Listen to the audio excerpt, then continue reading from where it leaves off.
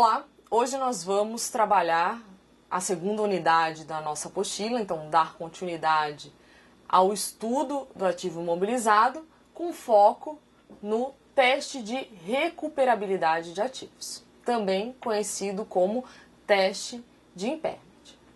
O objetivo da nossa videoaula é verificar quando e como as empresas devem reconhecer uma perda por redução ao valor recuperável de um ativo. Esse teste ele foi introduzido com esse nome, teste de recuperabilidade, a partir da adoção das normas internacionais de contabilidade, com esse nome. No entanto, é importante ressaltar que a gente já tinha formas de reconhecer essas perdas estimadas. Um exemplo é o que? As perdas referentes a devedores duvidosos, o PDD, no qual, quando a empresa tinha essa expectativa que ela não iria receber o valor referente à venda a clientes, ela já fazia o quê? Uma baixa referente a essas perdas, ou seja, o valor que ela não iria conseguir recuperar. Outro exemplo também poderia até ser a própria depreciação, né, de baixar o valor que você não vai conseguir recuperar. Então são exemplos já que eram aplicados antes da alteração das normas internacionais de contabilidade. A partir dessa adoção foi instituído, aprovado o pronunciamento técnico CPC 01. Esse pronunciamento técnico 01, ele trata da redução ao valor recuperável de ativos. Com relação ao que a lei aborda sobre o teste de recuperabilidade, a gente cita o artigo 183 da Lei das SAs.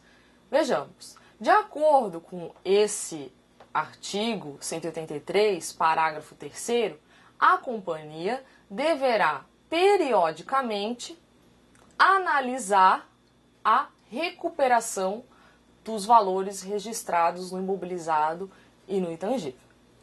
Apesar de a lei mencionar apenas o imobilizado e o intangível, importante ressaltar que todos os ativos, eles podem sim ser objeto do teste de recuperabilidade.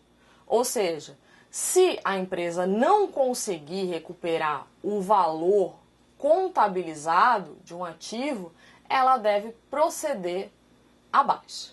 Então, nessa videoaula de hoje, a gente vai verificar como que a gente calcula, com base em que valores a gente vai calcular a perda estimada e como que é a contabilização dessa perda. Conforme o CPC 01, o valor recuperável de um ativo é o maior montante entre seu valor justo, líquido de despesa de venda, e seu valor em uso, sendo o valor justo, líquido de despesa de venda um montante a ser obtido pela venda de um ativo ou também de uma unidade geradora de caixa em transações em bases comutativa entre partes conhecedoras interessadas menos as despesas estimadas de venda. E também é importante a gente saber o conceito de valor em uso. Então, valor em uso é o valor presente de fluxos de caixa futuros esperados que devem advir de um ativo ou de uma unidade geradora de caixa. Bom, então, o conceito de valor recuperável de um ativo, ele vai ser baseado em dois conceitos: o valor justo, líquido de despesa de venda, e o valor em uso. Após obtido esses dois valores, a gente vai verificar o maior deles, correto? E o maior deles será o valor recuperável.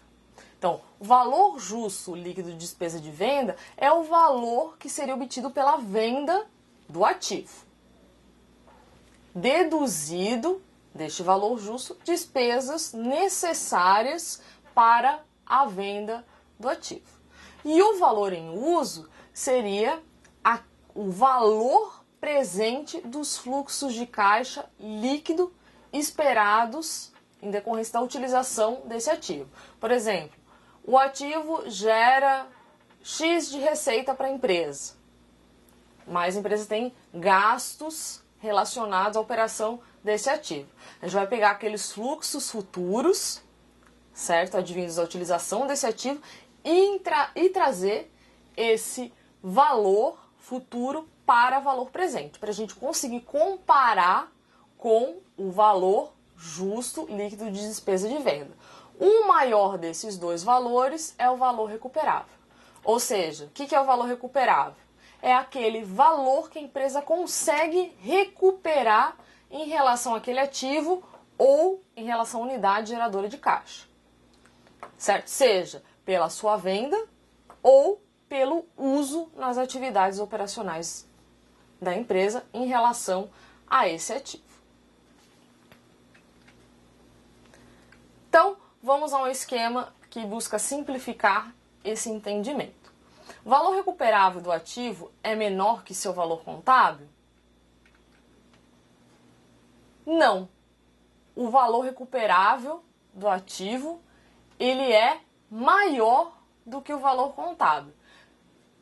Se eu consigo recuperar um valor superior ao valor contabilizado na empresa, que consta lá no seu balanço patrimonial, não há necessidade de se realizar o teste de impairment. Ou seja, eu consigo recuperar um valor superior. Então, aquele valor está correto. Lembrando que a gente não pode fazer reavaliações, ou seja, a gente vai manter o valor contábil do bem. A gente não pode aumentar o valor desse ativo.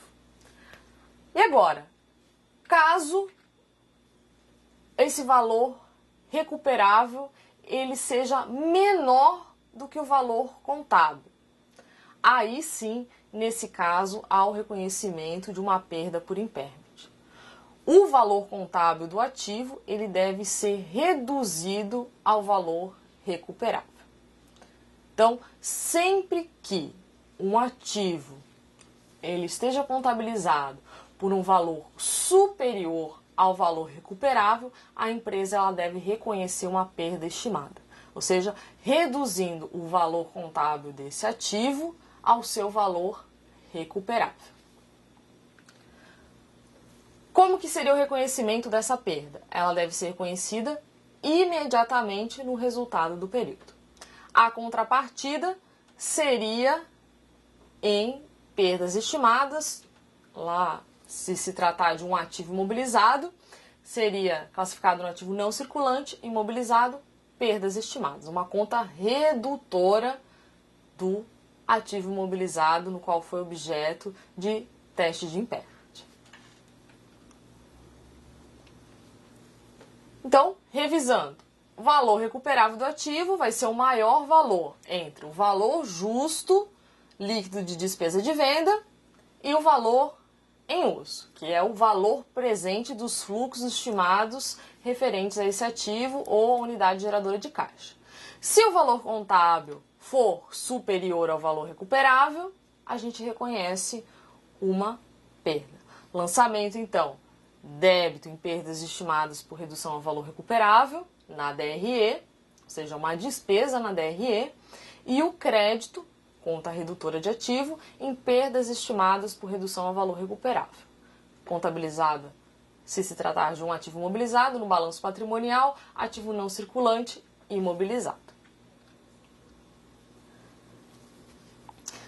Como eu comentei com vocês, para vocês se aprofundarem no estudo do teste de recuperabilidade, o teste de impairment, então indico a leitura do CPC 01. Ele já encontra-se na sua primeira revisão. Lá vocês vão encontrar alguns indicativos, certo, de que o ativo ele tenha sofrido desvalorização. Algumas dessas informações são fontes externas à empresa e outras fontes internas. Sempre que a gente constatar que existe essas indicações de desvalorização, é provável que o ativo ele tenha o quê? Seu valor reduzido. Alguns fatores de mercado ou fatores internos à empresa. E será provável, né, nesse caso, que a empresa ela tenha que calcular a perda estimada. Então vamos aos exemplos de indicações apresentadas pelo CPC 01. Como fontes externas de informação, então a gente poderia citar: o valor de mercado do ativo diminuiu significativamente, mudanças significativas no ambiente tecnológico, de mercado, econômico legal, no qual a entidade opera, ou no mercado para o qual o ativo é utilizado.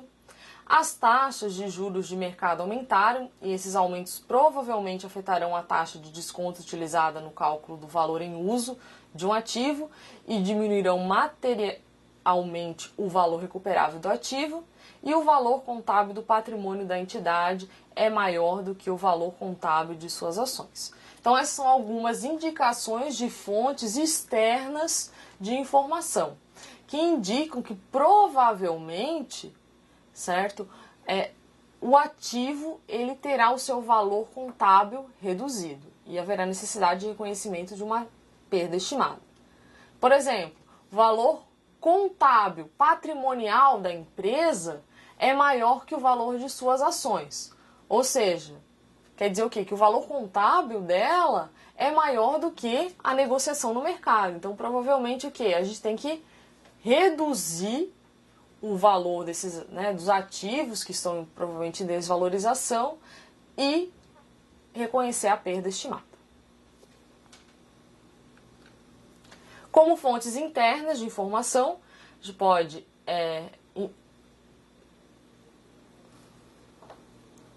vou voltar ao início do slide. Com relação às fontes internas de informação, a gente pode ressaltar a evidência de obsolescência ou dano físico de um ativo, mudanças significativas na maneira na qual um ativo é ou será utilizado. Essas mudanças incluem um ativo que se torna inativo ou ocioso, planos para a descontinuidade ou reestruturação da operação a qual o ativo pertence, planos para baixa de ativo antes da data anteriormente esperada. E também evidência disponível proveniente de relatório interno que indique que o desempenho econômico de um ativo é ou será pior do que o esperado. Então, essas são algumas indicações referentes a fontes externas e internas de que o ativo provavelmente terá o seu valor contábil reduzido ao valor recuperável, ou seja, haverá o reconhecimento de uma perda estimada.